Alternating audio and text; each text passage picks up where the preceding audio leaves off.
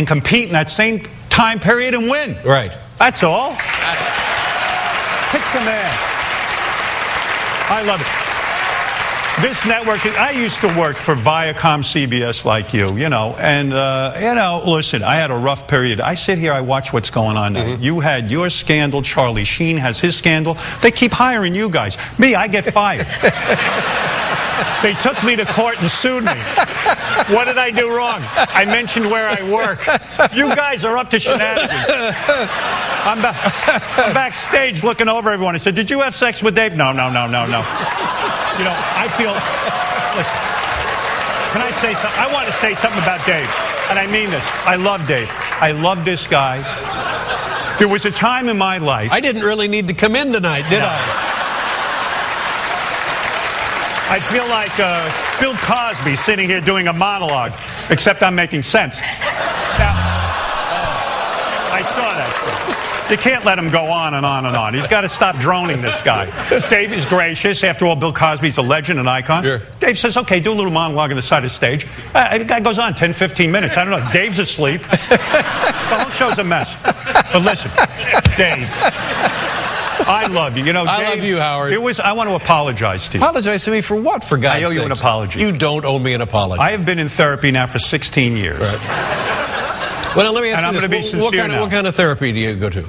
I go to a psychoanalytic Freudian psychiatrist. Psychiatrist, that's good. That's good. And one of the things that came out, you're not going to believe this, you're thinking I'm making a joke, but I'm not. And I took off my sunglasses to show you how sincere I am. Okay.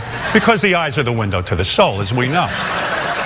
So I was sitting there, and years ago, when I was at, early on in my radio career, and you were starting out with the TV show, you used to call me at home. Right. And but that was okay with you, right? I loved it. Yeah. And I must have been out of my mind. I betrayed you. Because I would go on the air and talk about what you spoke to me about. Right. And I know you were offended, and you stopped calling me. Right. Now he calls Conan. So I heard you called him. Great. A lot of fun. Talk about two depressing guys. Anyway. But I'm apologizing because that wasn't right. I have celebrity friends now who do call me, and I managed to keep that private. Who are some of the you want to keep it private? Well, I'm keeping it private. That's right. All right. Well, I think you're catching on. Well, first of all, but I did the wrong thing. And listen, Dave would call me sometimes for an hour, and he'd sit there, he'd talk about his ham radio operation he had in his basement.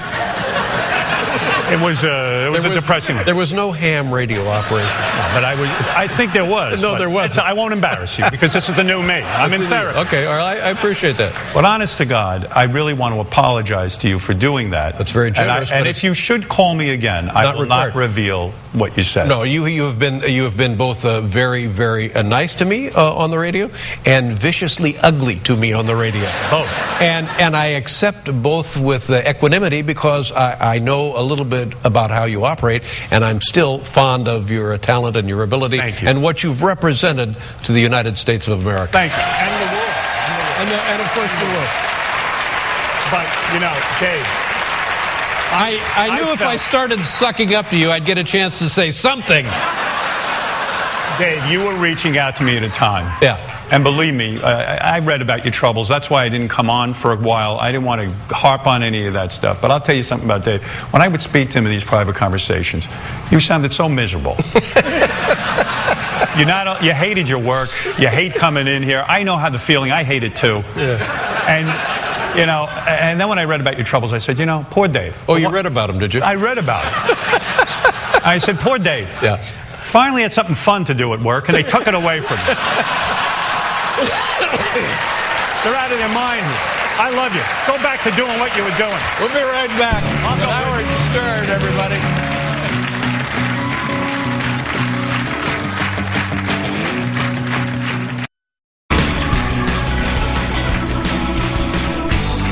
Howard Stern, ladies and gentlemen. I've been bleeding. What are we doing? You brought up the matter of therapy, and one of the things that I've known about you that I've admired from early on was you meditate. And I always thought, if I could learn to meditate, I bet that would help me. I know it's helped you. I just don't want to go someplace where people are sitting around without their shoes on, making, I don't want to do that. To be sincere, it was never like that. I was 18 years old. I was in college. My mother was severely depressed. Look, it's her son.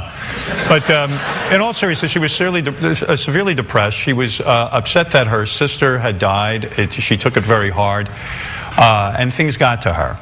And I became very worried about her, and I remember I went off to college thinking, oh, I hope my mother's okay. Well, I get a call from this very happy, elated woman one day, and I'm like, who is this? And it's my mother, and she tells me she was watching the Johnny Carson show. She saw the Maharishi Mahesh Yogi, and she went on and learned Transcendental Meditation because she saw him on the show. And my mother sounded transformed. So she said to me, come on, I want to take you down to the TM Center. She took me down there. I did it. And it's the easiest thing I ever did. I've been doing it since I'm 18 years old. And I love to do it after the show. I find it very relaxing. Right. And, you know, it's just worked out. The learning process, how long does it take? How long would it take for me to absorb what's necessary to actually meditate? For you? Yeah. Well, you know, you got issues. You learn in a weekend, really. In a weekend, it's a very simple process. It doesn't require anything special or... Well, I had one of those things where you listen to, because I didn't want instructors and stuff. I had a thing where you listen to, and they said, here, just do this and do this and do this. And by the way, if you fall asleep, you're doing something wrong. Well, no, and that's not transcendental meditation. Right, but I thought, you know who does I don't mind being asleep. No, sleeping's fine. Yeah. But, yeah, so that's why it's not a bad thing. Sleeping is good. But it actually has a physiological change on your brain connection. That's what they said. I just read an article that if you just meditate for a couple of weeks, that actual gray matter grows. Look at me. Right. I mean, my head is exploding from gray matter. You're like a genius. I'm a genius of gray matter. So that's been useful. Tell me about the therapy. What kind of stuff do you do in the therapy? Well, you know, I go in there. I used to go 4 days a week. I went 3 days a week, and I think it helped me sort of connect better with people. And you see, you apologize to me. I apologize unnecessarily. To you. It kept me from ending up like Charlie Sheen. You know, I was divorced, and you know, you could go down a terrible road with that. But you never really. I wasn't into drugs, but you know, you can kind of lose yourself, and I learned a lot about myself in therapy, and I found it very useful. Right. I was going to call you and tell you to do it, but who can get your number? Yeah. You're busy. Yeah. But so you go like an hour a day? Is that what? I go about 45 minutes. Is it a man or a woman? It's a man. Yeah. I was told by someone that if I went to a woman, it wouldn't be good. I had men issues. Really, male issues? Yeah. Well, my father and I, you know, we were distant in the sense that we didn't have a lot of conversation and all of that. Right.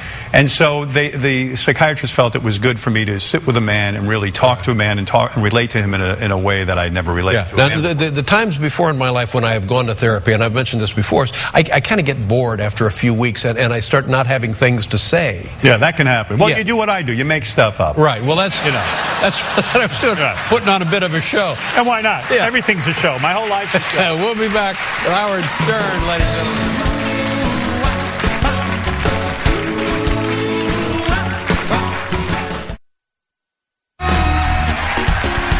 Join us tomorrow as Dave welcomes Martha Stewart, Robert Plant, and a special Top 10 list presented by Justin Bieber. Reminder, the CBS nurse will be providing shots to those staffers who want to avoid Bieber fever. Ha!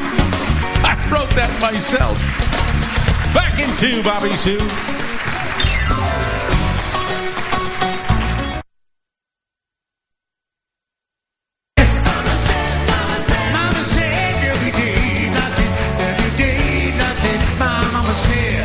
Stern, ladies and gentlemen. You know, we were watching the other night. We had to screen a movie, and it was a Johnny Depp movie, and we were talking about who makes the most money in films, and the people say, well, Johnny Depp makes so and so and so and so. I already made $100 million. And then I read, and you renegotiated your contract. You're making more money than any 12 people in show business. I'm flying under the radar. You know what I mean? I'm not quite. All of this from radio. Yes. That's tremendous. Well, you know, I don't think. Yeah, thank you.